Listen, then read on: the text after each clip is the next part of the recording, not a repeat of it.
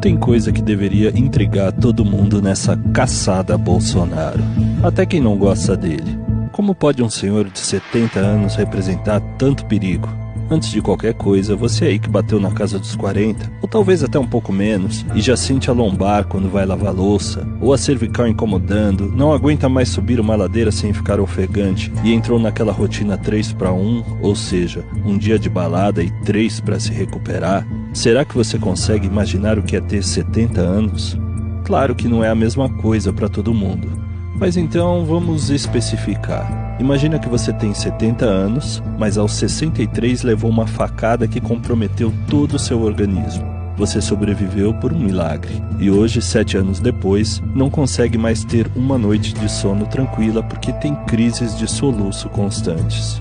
Você perdeu grande parte do seu intestino grosso, tem aderências intestinais extensas, atrofia parcial da parede intestinal, hérnias residuais que causaram danos não só estéticos, mas também funcionais. Trocando tudo isso em miúdos, o seu intestino não funciona direito. Além disso, você também tem hipertensão grave, aterosclerose coronariana, que é o acúmulo de placas de gordura nas coronárias, aquelas artérias que irrigam o coração, estenose e oclusão das carótidas, que também significa acúmulo de placas de gordura, mas agora nas artérias que irrigam o cérebro. E como consequência disso, apresenta aterosclerose, outro palavrão que significa o endurecimento dessas artérias. Ainda tem a apneia severa, que é a condição de quem para de respirar mais de 30 vezes por hora durante a noite. A saturação de oxigênio do seu sangue está em 78%, o que é perigosamente baixa. Você tem refluxos recorrentes que já causaram uma esofagite e volta e meia acaba inalando conteúdo gástrico, provocando pneumonia aspirativa. Ainda tem congestão pulmonar, que é o acúmulo de líquido nos pulmões,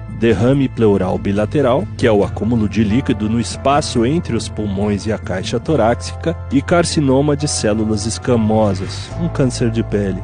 Ou seja, você tá fudido, em bom português devidamente censurado. Que ameaça ao país você poderia representar numa situação dessa? Por que Bolsonaro é tratado como se fosse uma abominação, um pária, o pior dos criminosos, uma ameaça ao mundo, um animal? Bom, a resposta é bem curta. Bolsonaro falou a verdade. O simples fato de não mentir fez dele um líder político sem precedentes na história do Brasil. Tivemos líderes de outros tipos, populistas, vários. Ditadores, alguns. Carismáticos, boa lábia, boa aparência, inúmeros. Mas nenhum deles conseguiu seu capital político por dizer a verdade sem maquiagem. Isso foi um golpe duro demais no sistema que sempre teve os políticos sob controle. O sistema odeia a verdade. Eu não estou dizendo aqui que Bolsonaro não cometeu erros, mas sim que ele sempre foi franco. Não tem papas na língua, como dizia minha avó. Mas ainda assim, pera lá, né? O cara tá mal, correndo risco de um mal súbito a qualquer instante, e as autoridades brasileiras não descansam da sua sanha persecutória. O que esse cara fez? Pois é, acho que para entender essa fúria do sistema contra Bolsonaro, a gente vai ter que relembrar um fato que ocorreu ainda durante o processo do Mensalão. Joaquim Barbosa, na época ministro da Suprema Corte, citou o então deputado Jair Messias Bolsonaro como o único que votou contra algumas emendas das reformas trabalhista e tributária que eram turbinadas com os pagamentos de propina por parte do PT. Para não ficar aqui nenhum telefone sem fio, ouçam vocês mesmos o que o ministro disse em plenário. Os líderes dos 4 partidos cujos principais parlamentares receberam recursos em espécie do PT orientaram as suas bancadas a aprovar o projeto, que fora encaminhado pelo governo. Somente o senhor Jair Bolsonaro, do PTB, votou contra a aprovação da referida lei. Isso aqui deu um bafafá danado. O próprio Joaquim Barbosa já ficou bem bravo que Bolsonaro teria distorcido sua fala depois, insinuando que o ministro teria afirmado que ele, Bolsonaro, era o único que não tinha participado do Mensalão. Bom, é verdade que Joaquim Barbosa não disse isso textualmente, mas ao mostrar que Bolsonaro era a exceção à regra ali no comportamento daqueles parlamentares, é exatamente o que ficou nas entrelinhas a respeito do que ocorria, mesmo que não tenha sido essa a intenção do magistrado. Bolsonaro não estava no esquema. Você que está assistindo este vídeo pode interpretar como quiser. Bom, ao não participar desse tipo de falcatrua, aquele ex-militar folgado devia irritar e constranger muita gente. Simplesmente a decisão de não pegar a sua parte, de não sujar as mãos, de não ceder à tentação de se corromper para obter ganho pessoal e aprovar o que estava sendo imposto, o deixava fora da patota. Bolsonaro correu por fora do sistema. Ele percebeu quais eram as disputas ali no Congresso e começou a dar voz a quem raramente era ouvido. O brasileiro comum, com seu jeito totalmente sem jeito, meio tiozão sem noção, falando palavrão, com cara feia, Bolsonaro começou a levantar a bandeira de quem não empunhava bandeira nenhuma, de quem só queria cuidar da vida, trabalhar, pagar as contas, sair à rua sem correr o risco de um assalto, deixar os filhos na escola sabendo que estariam seguros lá. Bom, não precisa nem dizer que o velho mexeu no vespeiro, né? Arrumou encrenca com todo mundo. Quem é que não se lembra do refrega com a deputada petista Maria do Rosário? Eu sou estuprador agora. Olha, jamais eu estuprar você que você não merece. Olha, eu espero que não. Dá, eu te dou outra. Dá que eu te dou outra. Dá que eu te dou outra. Dá que eu te dou outra. Dá que eu te dou outra. Dá que eu te dou outra. Mas o que é isso? Você me chamou de estuprador? Você me chamou de estuprador? Você vai moral. Tá, vagabunda? Bolsonaro, à época, defendia a diminuição da maioridade penal. O Brasil tinha acabado de se escandalizar com o caso do Champinha, um psicopata homicida e abusador que sequestrou, torturou, estuprou e assassinou um casal de jovens namorados, Liana Friedenbach, de 16 anos, e Felipe Café, de 19 anos, em novembro de 2003. Por ser menor de idade, Champinha foi submetido ao Estatuto da Criança e do Adolescente, e não ao Código Penal. Era esse tipo de crime que o brasileiro não suportava mais que acontecesse impunemente. E Bolsonaro ecoava esse sentimento de revolta da população, a ponto de perder as estribeiras nas discussões. Se o brasileiro estava revoltado, Bolsonaro também estava. No calor da refrega, ele sempre passava do ponto, mas isso foi compreendido pela maioria da população como um sinal claro: aquele maluco estava lutando pelos brasileiros. Falava sempre de peito aberto, sem rodeios, sem cálculos, sem politiquês. Falava a língua que todo mundo entendia, do vendedor de chiclete no farol à dona de casa. Quando resolveu se candidatar à presidência, foi porque percebeu que era o único que conseguia compreender os anseios da população. Os cortes das falas de Bolsonaro que passaram a circular na internet sempre foram um prato cheio para os seus opositores, que tentavam desqualificá-lo e deslegitimá-lo a todo custo. Escandalizaram-se as feministas, ele não. Encheram-se de ódio os esquerdistas. Fascista! Como era grosso aquele sujeito. A elite jeca brasileira, encastelada, achava que aquele bruto não tinha a menor chance. Lê do engano. Quanto mais eram espalhadas as polêmicas daquele deputado destemperado, mais ele crescia nas pesquisas. Todo mundo percebeu o óbvio que era vedado aos limpinhos e sofisticados da Faria Lima, aos artistas do Leblon, aos iogues da Vila Madalena e aos caciques da velha política. Bolsonaro falava a verdade. Quando se deram conta, ele já estava com a faixa presidencial a tiracolo. E foi somente aí que o sistema entendeu que precisava se blindar. Mas àquela altura, o que era possível fazer?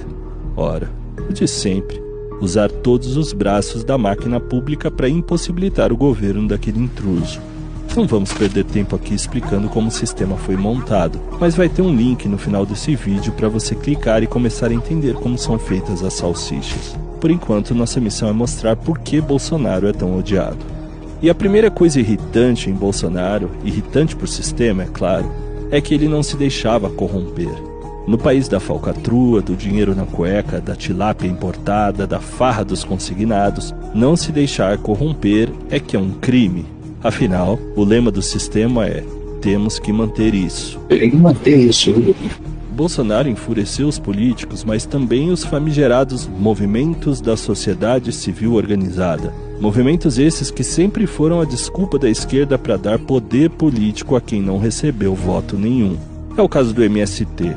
Como assim, no governo Bolsonaro, os trabalhadores passaram a receber diretamente os títulos de posse de suas terras sem a intermediação do MST? Foram mais de 400 mil títulos. Um absurdo, uma vigarice, governo fascista.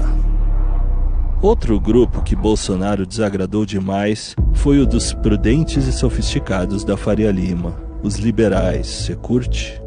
Pois é, Bolsonaro não teve dúvidas ao demitir o presidente da Petrobras, Roberto Castello Branco, indicado por Paulo Guedes, e se opor ao liberalismo que impediu o Brasil de fazer políticas públicas em benefício da população. O petróleo é nosso ou é de um pequeno grupo no Brasil? Perguntou Bolsonaro. O presidente cobrava explicações sobre o reajuste da gasolina, questionava os salários astronômicos da estatal, causava celeuma entre os tais defensores do mercado. Por que o preço do diesel sobe 15% em 2 semanas? Não houve essa variação do dólar aqui, nem no preço do barril lá fora. E com esse tipo de questionamento, tomando as dores de quem sentiria o aumento no bolso, Bolsonaro incomodava demais. Estava sempre alerta na defesa dos brasileiros. Mesmo durante a pandemia de Covid, um dos momentos mais bizarros da história da humanidade, e que ainda carece de muitas explicações, é muito provável que ele estava certo o tempo todo. Foi sutil que nem um hipopótamo? Ah bem, isso ele foi. Sutileza nunca foi seu forte. Mas quando vemos laboratórios como a Pfizer sendo processados por enganar o público na época da pandemia, quando vemos estudos comprovando a eficácia negativa de algumas vacinas, quando vemos a suspeita que paira hoje sobre aquele entubamento indiscriminado feito no Brasil em pacientes infectados, quando vemos estudos mostrando a inutilidade das máscaras, a gente pensa, bom, então Bolsonaro está muito longe de ser aquele genocida que foi pintado. Ah, mas ele foi grosseiro, não teve tato. Pois é, mas eu aposto que se não fosse esse jeito rude, Bolsonaro não teria chegado onde chegou, não teria conseguido se comunicar. A linguagem polida, a educação fingida, a etiqueta social sempre foi um muro de proteção do sistema. Debaixo dessa casca de civilidade, estava escondido um monstro institucional insaciável que se alimenta do Brasil e dos brasileiros. Foram os palavrões, a truculência verbal, a brutalidade na hora de enfiar o dedo na ferida e falar a verdade crua que fez com que os paus mandados do sistema perdessem o rebolado. Eles não sabiam como lidar com aquela fera. Desesperados, tentaram anular Bolsonaro de qualquer jeito. A coisa ficou meio ridícula. Ele foi acusado das coisas mais esdrúxulas, como importunar uma baleia, por exemplo. No fim, a única baleia que ele importunou foi aquela da Faria Lima. Valia tudo para tirar esse cara do jogo político. Quem é que deixou ele entrar afinal? Transformaram o sistema de justiça no Brasil numa piada. Hoje temos até ministro da Suprema Corte sancionado por atentar contra os direitos humanos. Tudo para prender Bolsonaro. Conseguiram afinal o que queriam, mas segundo a opinião de inúmeros juristas, num processo eivado de inconstitucionalidades flagrantes. E claro, contaram também com a covardia do nosso legislativo que ficou assistindo. Criaram uma narrativa, armaram um circo e prenderam muita gente inocente antes para poder sustentar sua condenação. O sistema está tentando agora eliminar de vez Bolsonaro e o risco que ele representa. Vai conseguir apenas acabar com a vida de um velho doente, pois o sistema é incapaz de enxergar o homem além da matéria.